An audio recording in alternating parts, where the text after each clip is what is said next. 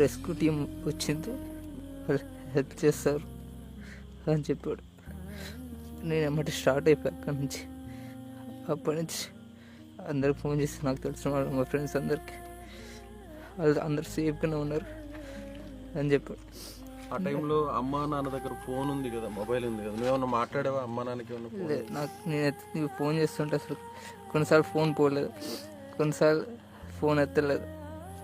తర్వాత switch off వచ్చేది. ఇంకా తర్వాత నేను మా ఫ్రెండ్కి ఫోన్ చేసి సేఫ్ చేశారు, మంచిగా ఉన్నారని చెప్పి, తర్వాత నేను సేఫ్గానే ఉన్నారు అనుకున్నా. నేను మార్నింగ్ ఇక్కడికి 8 కల్లా రీచ్ అయ్యా. వచ్చి చూస్తే